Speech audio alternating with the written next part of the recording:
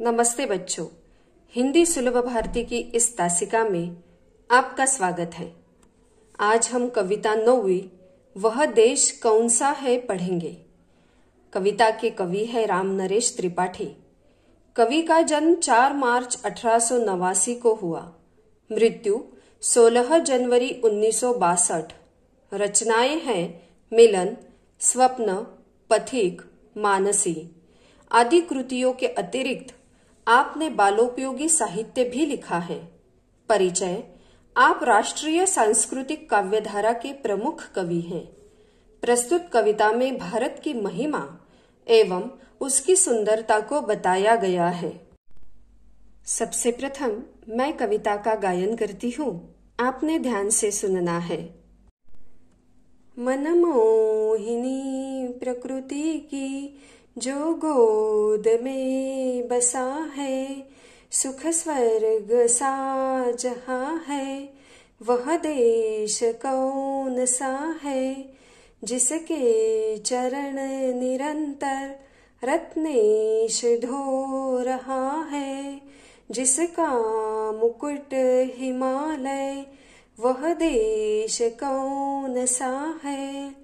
नदियाँ जहाँ सुधा की धारा बहा रही है, सिंचा हुआ सलोना, वह देश कौन सा है, जिसके बड़े रसीले फलकंद नाज मेवे सब अंग में सजे है, वह देश कौन सा है, जिसमें सुगंध वाले सुंदर प्रसून प्यारे दिन रात हंस रहे हैं, वह देश कौन सा है। मैदान गिरी वनों में हरियालियाँ लहरती, आनंदमय जहाँ है, वह देश कौन सा है, जिसके अनंत धन से धरती भरी पड़ी है, संसार का शिरोमणि, वह देश कौन सा है। सबसे प्रथम जगत में जो सभ्य था रहेगा, जन जन का दुलारा, वह देश कौन सा है। नवक्रांति के पुजारी सेवक सपूत जिसके, भारत सिवाय दूजा, वह देश कौन सा है। अब हम कविता का भावार्थ जान लेते हैं। मनमोहिनी प्रकृति की जो गोद में बसा है, सुख स्वर्ग सा जहाँ है, वह देश कौन सा है। मनमोहिनी का अर्थ है मन को मोहित करने वाली। प्यारे बच्चों, कवि राम नरेश त्रिपाठी कहते हैं कि वह देश कौन सा है जो मनमोहक मतलब मन को मोहित करने वाली प्रकृति की गोद में बसा है और जहाँ स्वर्ग जैसा सुख है। बच्चों, कवि ने यहाँ हमारे देश के प्राकृतिक सुंदरता को स्वर्ग के समान कहा है, क्योंकि हमारे देश की प्राकृतिक सुंदरता में स्वर्ग की सुंदरता का अनुमान होता है। जिसके चरण निरंतर रत्नेश धो रहा है, जिसका मुकुट हिमालय, वह देश कौन सा है। निरंतर का अर्थ है सदैव, रत्नेश का अर्थ है सागर। कवि कहते हैं कि वह देश कौन सा है जिस देश के चरण निरंतर सागर धो रहा है और हिमालय जिसके मुकुट के समान है। प्यारे बच्चों, भारत देश की महानता को प्रकृति भी स्वीकारती है।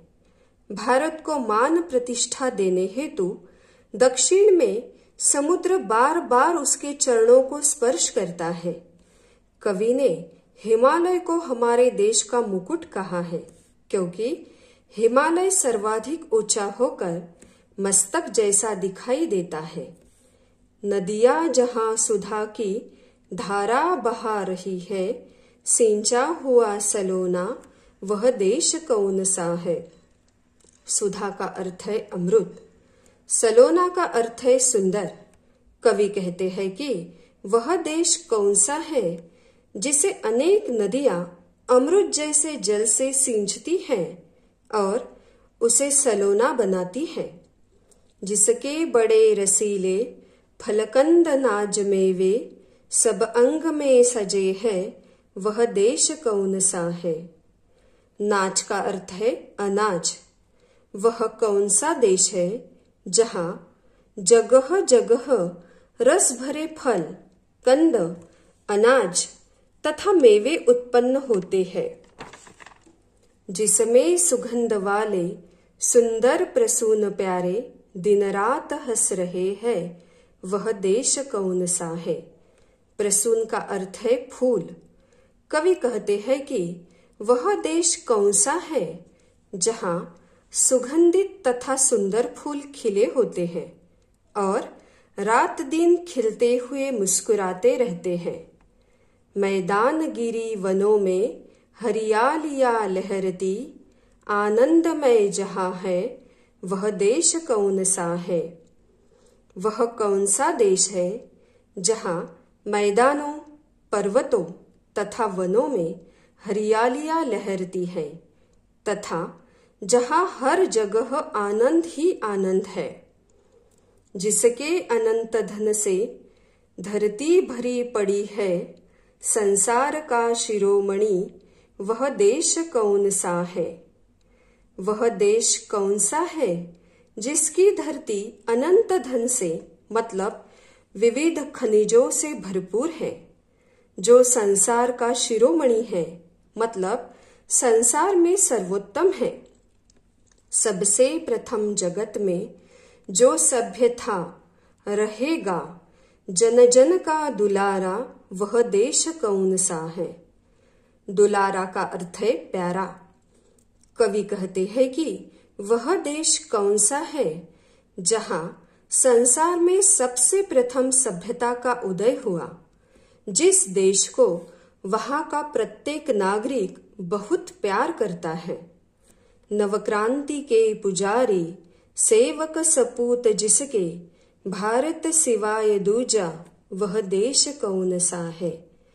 नवक्रांति का अर्थ है नवीन विचार। कवि कहते हैं कि जिस देश के सुपुत्र अपने देश के सेवक है तथा नवक्रांति के पुजारी मतलब नवीन विचारों के पोषक है, वह भारत के सिवाय कौन सा देश हो सकता है। बच्चों, वह देश कौन सा है, इस कविता द्वारा हमने हमारे भारत देश की विविधता एवं विशेषताओं के बारे में जाना है। हमारे देश की विविधता एवं विशेषताएं हमारे देश का गौरव बढ़ाती है तथा हमारे देश की विविधता एवं विशेषताएं हम सब भारतवासियों के लिए गर्व की बात है। इस कविता के आधार पर भारत की विविधता एवं विशेषताएं 7-8 वाक्यों में लिखो। उत्तर: भारत मनमोहक प्रकृति की गोद में बसा है। समुद्र निरंतर इसके चरण धो रहा है। हिमालय भारत का मुकुट है। यहाँ अनेक नदियां बहती हैं और अमृत जैसे जल से पूरे देश को सींचती हैं। भारत में जगह जगह रसीले फल, सभी प्रकार के अनाज, सब्जियां, मेवे तथा विविध प्रकार के सुंदर तथा सुगंधित फूल खिलते हैं। यहाँ की भूमि विभिन्न प्रकार के खनिजों से भरपूर है। यहाँ सबसे पहले सभ्यता का उदय हुआ। भारत के नागरिक नवीन विचारों के पोषक है।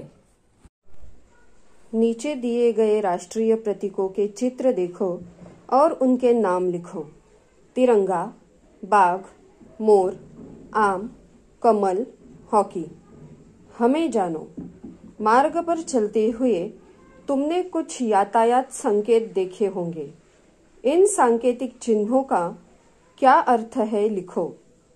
रुकिए, यू टर्न न ले, वन वे मतलब एक तरफा रास्ता, सीधे जाए, वाहन को खड़ा करना मना है, हॉर्न वर्जित, मालवाहक गाड़ी का प्रवेश निषेध, स्कूल चिन्ह।